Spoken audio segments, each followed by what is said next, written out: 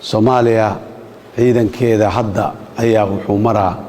meel oo dhismihiisii iyo qabanqaabadiisii iyo ay bilow tahay weli howl waa la soo qabtay laakiin in ciidan la dhisaahay 2 iyo 3 iyo 4 iyo 5 sano kuma dhismee muddo dheer oo waqti dheer u baahan yahay inta adika joogteen aad ka qiyaasi kartaan iyo marka ciidamada aad tagtaan oo ku biirtaan meesha aad ka bilaabaysaan iyo inta maxaa idin dhiman oo jaranjarada oo kor in loo sii raaco u baahan marka ciidanka dhismihiisu waa long term investment wax oo immediate maaha laakiin waxaad tihiin abuurkii ciidanka xoogga dalka Soomaaliyeed bad dhul yani beer weyn hadii la abuurayo oo la tacbayo abuur badan waxa laga yaabaa beerta hadda noo tacban in yar inay ka abuuran tahay oo dhalinyaro muxuu ahay jiilkiina ama inta soo martay ama Turkiga ka timaado ama meelo kale ka yimaadeen inay joogaan laakiin intaas de nisba aad iyo aad u yar ayay ka yihiin fursadda hoggaan fiican oo ciidanka in la helana waxay ku sii weyntahay ku sii ballaaran tahay marka saraakiil badan oo la kala xusho la kala fiiriyo la helayo saraakiil badan oo qaarkood advanced courses loo sii dira qaarna shaqadii si hayo oo dhulka ay joogaan marka la helayo laakiin marka wax dhan ay kugu yar yihiin oo taliyo horin hadaad waxbarasho u dira tagto horintii yaa si haynaya ay su'aal aadan ka jawaabi karin ay kugu noqonayso xogaa waad dari kartaan duruufaha dalka Soomaaliya 8 bilood ka hor 9 bilood aan dhawba wax walba waxay ahaayeen sidii ay ahaayeen 5 sano 6 sano 7 sano ka hor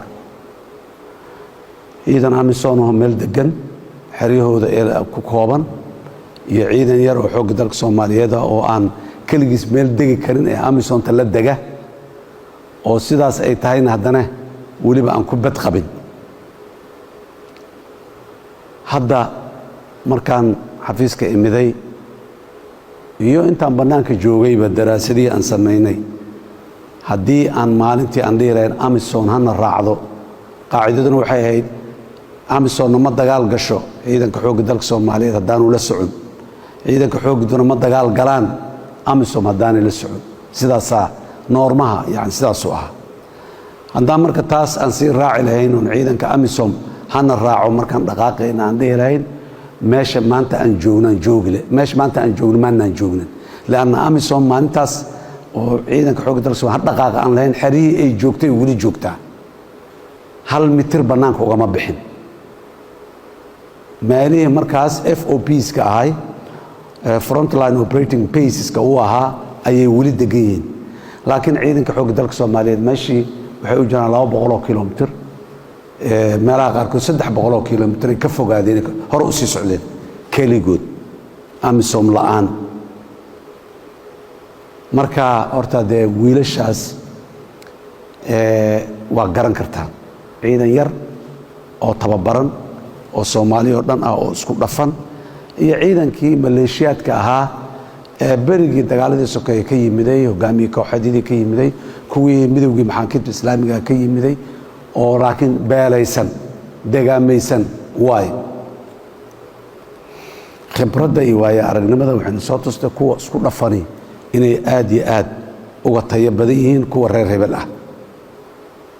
wiilka Soomaaliga waa wiil Soomaaliya kuwa isku dhafan la soo waa reer hebel iyo reer hebel iyo reer hebel midna muxuu ahaay xidigta Maaris lagama keenin laakiin isku dhafnaanta iyo isku jirka iyo maxaan ku yiraahdaa ya sensiga waxa yaraanaya dareenka ah reer hebel hadaan nahay aan is ilaalino iyo qalabkanaga aan ilaashano marka hadda ciidanka wali waa nugu yaryahay laakiin numberku waa soo kordhiya ciidan inaad tababartay infantry ana waa ama askari aad tababartana way sahlantahay laakiin waxa mushkilada ka jirta 9 bilood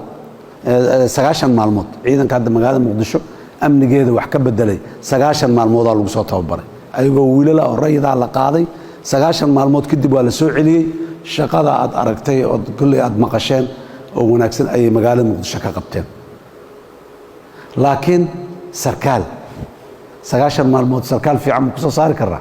waad aragteen waxaad maraysaan waxaad soo marteen iyo inteedin dhimanba soo sarkaalku hawshiisu hawl fahlo hadda maanta taxadiga Soomaaliya haystaahi ciidan ma aha askari ma aha sarkaal waay askarti waa la tababaray saraakiisha aad iyo aad noogu yar laba problem saraakiil ciidankii oo dhan hogaami karta min koox ilaa maxaan ku raadaay guuto iyo maxaan ku raadaay gaas la gaaro waa nagu yiri ma hayno waxa intaas dheer saraakiishii refresh course iyo waxbarasho kale iyo waxba kale ma aadi karaan 8 bilood 9 bilood oo la soo dhaafay reerahoodii ma arag ma tegin fasax ma qaadanin sitimaan Allah ka dhigay dagaalkii xabadii ay Soomaaliya geeskaas ka bilaabeen oo waliba maadaama ay yiri maalin walba dhinac loola cararay ciidanka ururkan xagga gee hawrinka soo qaadkana xagga ku xooji guutadan inta loo dhaqaajiyo laga soo bilaabo gobolada dhexe galmudug geeskeeda ilaa maxaan ku raada xeebta ceel dheer xara dheere maxaa ahaa dhulka cadala dhulka aad maqasheen intaasoo dhan masaafo waliba lug ah inta badan 90% socod iyo lugay ku soo mareen ciidamadeena waxay muujiyeen runtii adkaysi aan ciidan saas u adkaysan kara aanu jirin Amazon taangiya haysto beebayaal haysto helicopter haysto madaafiic haysto wax walba haysto inta 15 sano inta waa noo sameey kari waayeen 15 sano mishaarka iska dhaaf waxa ay kala dhan facility ay haystaan iska daa raashinkooda helicopter lagu daldalayo meel kasta lagu geynayo 15 sano inta yarta ah ee hadda aan sheegaynaa oo dalka waliba nus ka mid ah u dhiman yahay wali la taaban way noo qaban waayeen soo maamaadi ay sacab biyo sacabadaada waay maamaada dhabta u jirto dalkeena asoo dawlad la oo dhisan annaga duminay haddana inaan dhisno dawlad u yeelno annaga u buu naga sugayaa cid kasta gaasha buurta naata haday timaado dawlad nooma dhisi karto waana factsaan lahayaa 33 dawladood ciidankood ayaa Soomaaliya yimiday oo Mareykanku horkacay oo cid maanta ka technology awood badan aanay jirin oo Ingiriis ku jiray oo Talyaani ku jiray oo Canadians ku jiray Australians you name it Pakistan Hindi maxaan ku yiraahdaa qof walba dhowr sano kadib waa isaga soo hulaleen waa ka soo tageen ayadoo intaasoo raga ay waliba uga dhimatay ujeedada ay yimideen waxay Soomaaliya hal xasiliyo dawladna loo dhiso soo rajo in oo dal kale ciidan ka yimid ay dawlad noo dhisaan ma qabo waana la kaalmay karaa aqoonana lagu kaalmay karaa sida haddaba muxuu ahaay Qatar ay noo kaalmaynayso qalabana lagu kaalmay karaa oo waxaana la sii karaa qalabkaan u baahanoo dhan laakiin qofna lama sii karo qof waxa aad tahay adigu Soomaali dal kale aan lahayn diintiisa islaamku ay tahay ummadaas ay tahay hooyadii iyo aabihii abkiis meesha ay joogaan taariikhdiisii iyo hawiyadiisii identitygiisii meeshaas ay taalo oo meel kastoo kale caalamka uu tagay aanay waxba u soo kordhinayn ee caalamkan faraha badan inta la eegay 7 bilyan oo qof ay ku nooshahay boqocadaas yarta ah oo figure 7 ka oo Soomaaliya la yiraahdo ku leh that's who you are qofkaas tahay soo qofku bedeli karo oo intaas yeelan kara ma jiro adiguna ma yeelan kartid meel kale oo qof kale u leh soo dhalinyaro dalka adigu idu sugaya markaad wax baranaysid galaas ku jirtid tababar ku jirtid waxa uu baranin ina adiga ku anfacayso waxbarashada 20 milyan oo Soomaalida oo ama xiriyaha qaxootiga jira ama dalka gudihiisa ku rafaadsan ayaad u baranaysaa markaad dib badan aad galayso oo tababar adag aad ku jirto oo dhibtoonaysid oo aad iyo aad u dhibtoonaysid in lagu dhibaayo lagu ciqaabayo ha u arkin waxaad u dhibtoonaysaa 20 milyan oo Soomaalida oo ku shinsan doon وهذا الهاين دون غيركين كوا أواي كوا مانو والبرلماني داوع مي عريامي يا قاركوت عرور كتجيو أبيالا هو يوين محنكر هذا كتجيو أو محنكر هذا قبلا نقونية وحيد كجدوين مرا إذن كوكلوان وحد برنا إنسان سفعنا دل كان وناقاس نسمي هل سأن وأبال جودي كرنا بس fursadda waxbarashada oo ayna siiyeen inaan ka faa'iidaysano oo aan si fiican u baranno markaasay ayaga intaasaa abaal u ah intaasaa mahadcelin u ah intaasaa mahadidin u ah laakiin markay resources iyo macallimiin iyo wax walba boos wiilkooda uu geli lahaa intaanu saraakiil qatariyiina fadhiisa lahayd meeshaa fadhidaan aan wax ku baran lahayd keenna ha joogo ee kan soomaaliga wax ku barto haddii la yidhi abaalay nagu leeyihin abaalka ugu fiican dalkan beesa noogama baahna dhaqaalo kale noogama baahna waxbarashada inaan ka gadanno annagoona ma awoodno ayagana noogama baahna laakiin sarkaal fiican inaad noqotid oo la yidhaha biri sarkaalkan qataroo wax ku soo bartay sarkaalkan soomaaliya waxaasoo u qabtay abaalmarintooda waa intaas ay naga gudbi karaan marka waxaan idiin rajaynayaa dhammaantiin inaad si guula ku dhammaysataan waxbarashada meeshaa kuma eka way sii socon doontaa ama inta ka sii wata oo heerka tan hadda aad qaadateen leyli sarkaalka ah ee baysiga ah midda ka sarraysa gaara ama intaa baxdaan ku soo noqda laakiin waxbarashadu noloshu sideedaba odagan waayeelka ah ayaa bila ka hor PhD qaatay soo maaha soo adiga oo dhallinyaro ah marka maxaa the sky is the limit adduunyada dhan haddii ku hor leedahay at the age of above 60 marka hadda aan buug iyo qalin inta qaatay caawo aan fadhiyo oo qorkana qor inta la igu soo celiyay waa ku soo celi waxaad qortay meeshaas ilaa incomplete waayo ma dhamma fikirkaan ma saxsana dib haddana ugu noqo ilaa markii dambe la yiraahdo sax waaye la ii ogolaado inaan maxaa ahay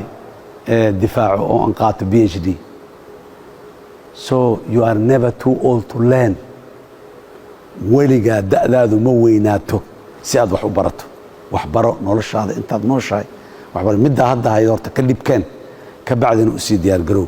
dalkan iyo dalal kaloo badan waxay diyaar nolol yihiin advanced courses inay sii siiyaan ciidanka muxuu ahay cirka in ay maxaan ku ihahday kor u sii qaadaan helicopter pilots jet fighter pilots inayna siiyaan laakiin baahideenaan ka jawaabaynaa war maanta intaan hana la gaarsiiyo bal berri aan wixii kaloo jira aan u soo noqonna ciidanka badda sidoo kale soomaaliya dhulka ay leedahay soomaaliya 636 kun oo kilomitir oo square waay badda aan leenahay 1,200,000 oo square oo mile waay 2 jeer iyo ka badan ayaa baddeennu weyn tahay dhulkeenna ka weyn tahay badda sidaas ah saacad walba 1,000 markab ugu yaraana ku jirto oo iska jilaabanayso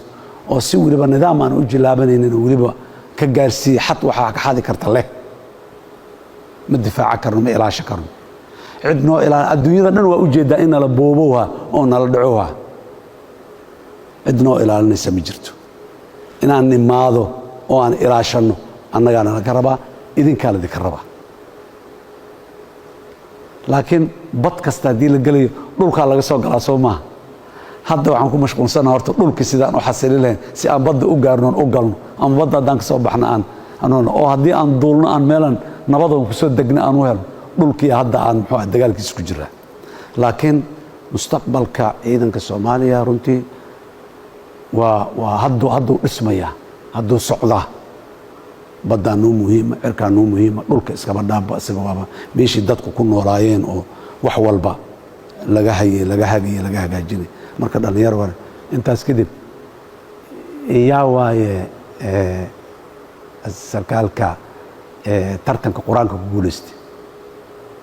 maalin dhaweyd maasha allah magaca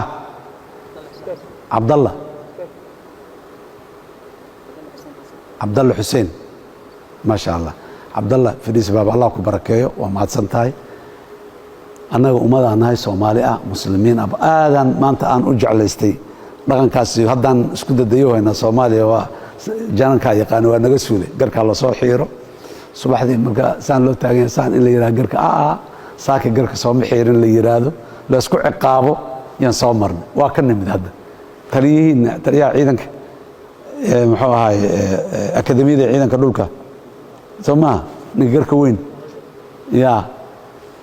that's it waa part of our identity.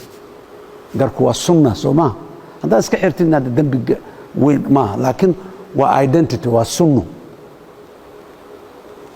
qofna garkaaga ilaa dhaaf laguma qasbayo laakiin qofna xiir laguma qasbayo marka hawiyadeenna ama identitygeenna ka mid tahay inaan ahay kow muslimaan ahay horta kow billionska muslimiinta caalamka ku noolaan qofka ahay markaan ka imaado Soomaaliyan ah sii soco markaan ka tago reer hebel waa iska sii socotaa laakiin midda adduunyadu ay ugu taqaano waa maxay inaan qof muslim ahay aan Soomaali ahay midda kale qofkaas waa Soomaali haddii lagu yiraahdo maxaa kugu soo dhacaya inuu muslim yahay kugu soo dhacaysay ama uu Kristaan yahay xataa qalbigaaga ma gelayso qofkaas waa Soomaali haddii lagu yiraahdo ama muxuu af Ingiriis ku hadlaa ama af Jarmal ku hadlaa isdhiimista af Soomaali ku hadlaa afka iyo diinta iyo dhaqanka iyo ism waa hawiyada aan leenahay tiirarka ay ku taagan tahay waa marka baaba Allah ku barakeeyo dhammaantiinna ilaahay idinkiisa nin walba intuu kari karo inuu ku dadaalo muxuu ahaay barashada guud ahaan ee diinta islaamka taxfiid alqur'aanna wax gaara iyo mansab gaara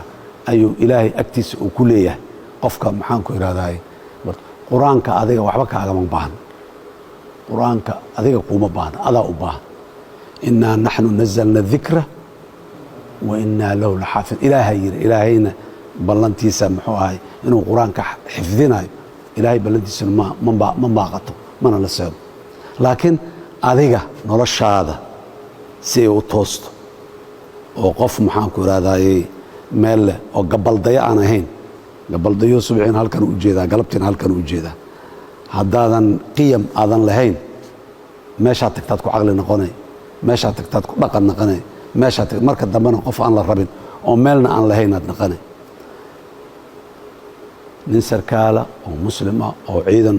muslimiin ah hogaami doono oo dad muslimiin ah difaacaya oo dal islaamku diintiisu u taagana tahay soo taas walaa taziru waasiratu wisra ukhraa haddaa cibaadaysato oo ilaahay ku xirnaato adaa abaalkeeda helayo haddaa dembi gashana adaa ciqaabteeda helayo laakiin inaadan ciqaab helinood mar walba abaalmarinta iyo raalli ahaanshaha ilaahay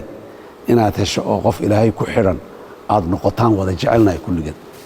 dhallinyaraad tihiin ilmahayga waxaan la jecelahay idinla jecelahay ilmahaygana saasaan la jecelahay